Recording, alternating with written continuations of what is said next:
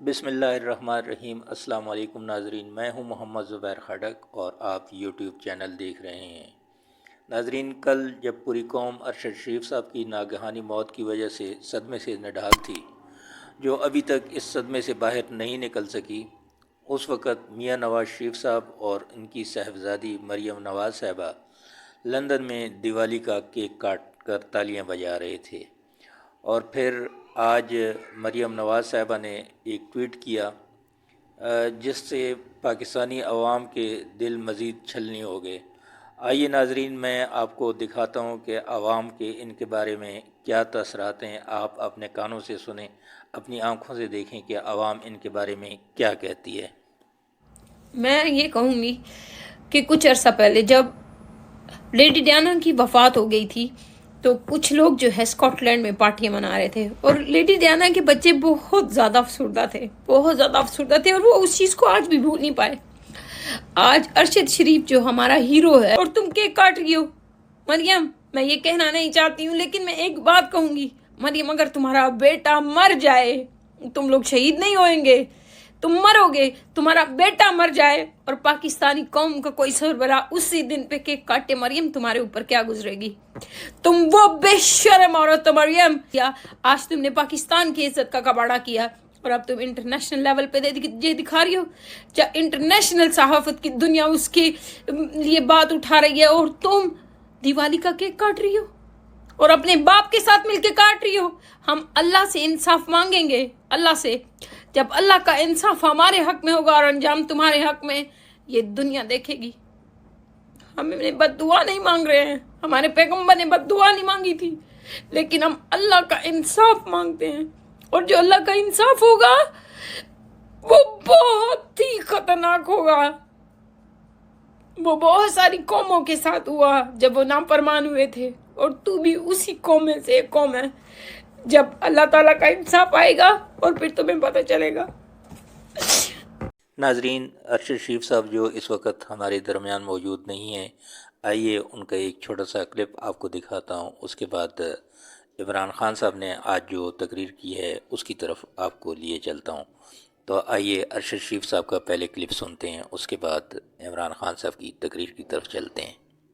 آج آپ کی ملاقات ایک ایسی شخصیت سے کروا رہے ہیں جس نے کروڑوں پاکستانیوں کو خودداری کا سبق دیا، کروڑوں پاکستانیوں کو عزت کے ساتھ سر اٹھا کے جینے کا سبق دیا۔ آپ کی ملاقات ناظرین ایک ایسی شخصیت سے کروا رہے ہیں جنہوں نے پاکستانیوں کو یہ شعور دیا کہ ذہنی غلامی کی زنجیریں توڑنی ہیں اور ہر ایک حلقہ زنجیر میں زبان رکھتی۔ ناظرین، میں ان چند صحافیوں میں موجود تھا جس رات آخری دن تھا وزیر اعظم عمران خان کا وزیر اعظم ہاؤس میں، اور اس دن جب ایک صحافی نے سوال کیا کہ آپ کے خلاف سازش میں کون کون ملوث تھا، تو اس وقت کے وزیر اعظم عمران خان نے ایک سوال کا جواب دیا کہ کوئی رہ تو نہیں گیا، اور اس کے بعد کروڑوں پاکستانیوں نے پاکستان کے اندر اور پاکستان کے باہر جواب دیا، خان صاحب گھبرانا نہیں، ہم آپ کے ساتھ ہیں۔ جی ہاں ناظرین، آپ کی ملاقات کروا رہے ہیں اس مرد کلندر سے جو یہ کہتا تھا کہ میں وزیر اعظم ہاؤس میری کوئی مجبوری نہیں ہے، اگر مجھے این آر او پہ فورس کیا گیا میں چھوڑ کے اپنے گھر چلا جاؤں گا، اور ہم جو چند صحافی وہاں موجود تھے ہم اس کی گواہی دے سکتے ہیں کہ اس نے صرف ایک ڈائری اٹھائی اور 5 منٹ میں اپنے گھر واپس آ گیا۔ ہمارے ساتھ موجود ہیں پاکستان کے سابق وزیر اعظم، پاکستان تحریک انصاف کے چیئرمین عمران خان صاحب۔ بہت شکریہ پروگرام میں شرکت کرنے کے لیے۔ ارشد شریف شہید کیوں ہے؟ اس کو پتا تھا کہ اس کی جان خطرے میں، اس کو پتا تھا، اس کو بار بار وارننگز آ رہی تھی، میں نے اس کو بتایا، اس کے باوجود ایک دفعہ یہ پیچھے نہیں ہٹا، رائے حق سے پیچھے نہیں ہٹا، ڈرا نہیں۔ اور آخر میں یہ جو اس کو ٹارگٹ کلنگ کی گئی ہے، یہ جو مرضی لوگ کہیں، مجھے پتا ہے کہ یہ ٹارگٹ کلنگ کی گئی ہے اس کو جو مارا انہوں نے، اس کو شہید کیا، سارے صحافیوں، جتنے بھی پاکستان کے صحافی ہیں، یہ آج آپ سب کے لیے ہے کہ آج آپ چاہے ارشد شریف کے سے متفق ہو یا نہ ہو، یا آپ دوسرے کیمپ میں بیٹھے ہو اور ان چوروں کی حمایت کر رہے ہوں، یا آپ کے اوپر لفافے چلے ہوئے ہوں، ضمیر کے بیچے ہوئے ہوں آپ نے. پھر بھی میں آپ سب کو کہتا ہوں کہ یہ ہے پاکستان کا وہ صحافی جو شاید ہی میں نے اتنا دلیر، ایماندار اور محب وطن صحافی دیکھا ہو جو بالکل اپنے موقف سے پیچھے نہیں ہٹا، جان اپنی خطرے میں ڈال کے وہ کھڑا رہا رائے حق کے اوپر. رنج ہے جو کل ایک اس ملک کا، میں کیا کہوں کہ صحافت کے اندر اگر میں کسی کی سب سے زیادہ رسپیکٹ کرتا تھا وہ ارشد شریف، جس کو شہید کیا گیا.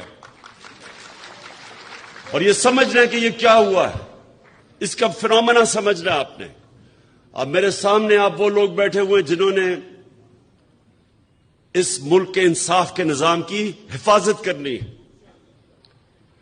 اب سنیں کہ انسانی معاشرے اور جانوروں کے معاشرے میں کیا فرق ہے، یہ سمجھنا ہے آپ نے. میں کوئی اسلام کا اسکالر نہیں ہوں، لیکن جتنی میں نے تاریخ پڑھی ہے اور میں نے اپنا دین پڑھا ہے، انسان کے معاشرے میں اور جانوروں کے معاشرے میں سب سے زیادہ فرق ایک ہی ہے، جانوروں کے معاشرے میں انصاف نہیں ہے. وہاں جس کی طاقت جنگل کا قانون ہے، جس کی طاقت اس کا حکمرانی، شہر حکمران ہے کیونکہ طاقتور ہے. سب سے جو کمزور ہوتا ہے وہ بیچارہ چھپتا پھرتا ہے، کوئی تحفظ نہیں ہے. انسانی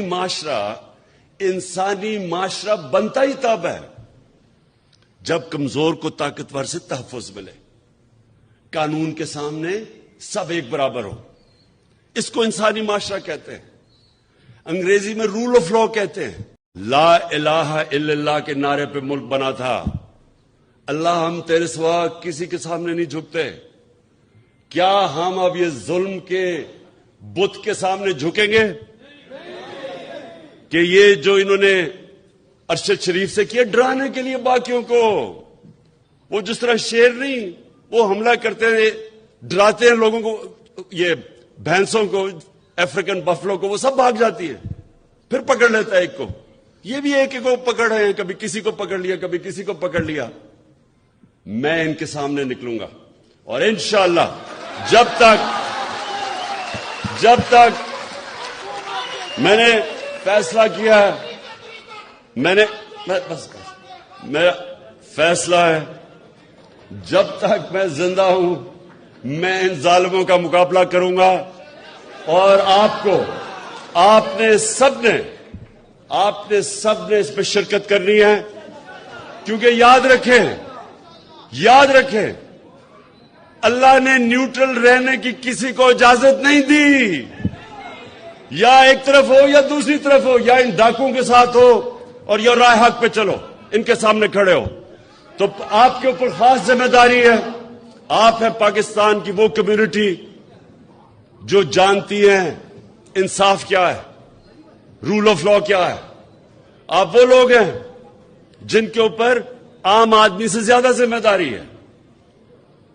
اور اس لیے آپ نے اب میرے ساتھ چلنا ہے. اور اس ملک میں جو میں 26 سال پہلے نکلا تھا، انصاف کی تحریک انصاف، اس ملک میں انصاف قائم کرنے کے لیے آپ سب نے میرے ساتھ کھڑے ہونا. شکریہ.